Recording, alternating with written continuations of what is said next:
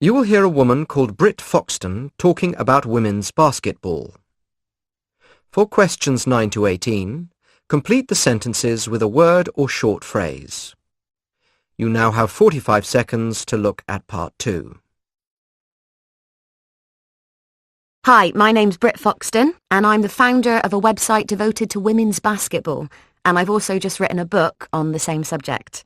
But first up, let me tell you how I got started with the site. Although it really got going once I was at university, it actually started out as a high school project. You know, a design a website kind of thing. But it wasn't like anyone expected it to become real or anything. I designed a site about girls' basketball, which I was passionate about, and called it femalebasket.com. I knew the name wasn't right, and before it got really successful, I changed it to matchgirl.com, and that was a really good move. And although it started with basketball, the site's kind of evolved to include other games as well. It features a variety of articles, reviews and editorials on everything ranging from basketball to computer games, plus a smattering of more traditionally girly material as well. But the coverage of team sports is at the heart of it. Anything about makeup or fashion is just peripheral. Then there's my book. That was a quite different sort of challenge.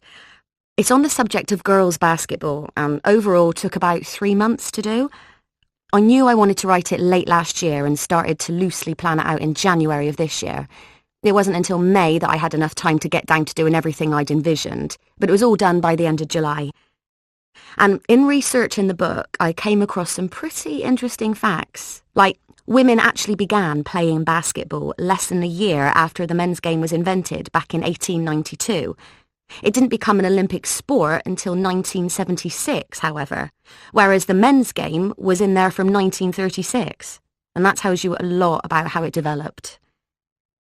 People ask me whether we'd recognise the game the way it started or if it's changed. Well, the biggest difference is in clothing.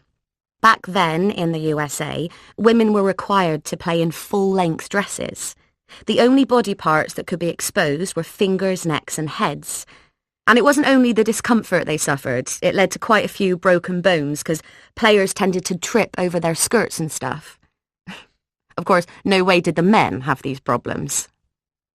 Then, at the end of a woman's game, there'd be like handkerchiefs and hairpins scattered all over the court, which of course wasn't the case with the men either.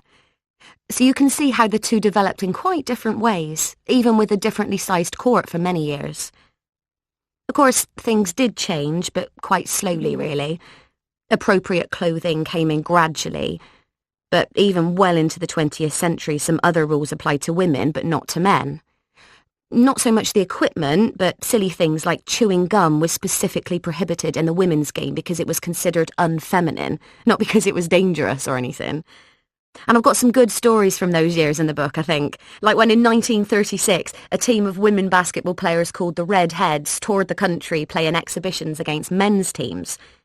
Strange thing was, though, these girls not only had to wear the same clothes, they all had to have red hair. Most of them had to dye it specially. Isn't that unbelievable?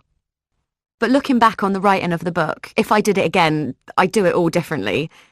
I know I ought to be proud of what I've done, but I'm such a perfectionist.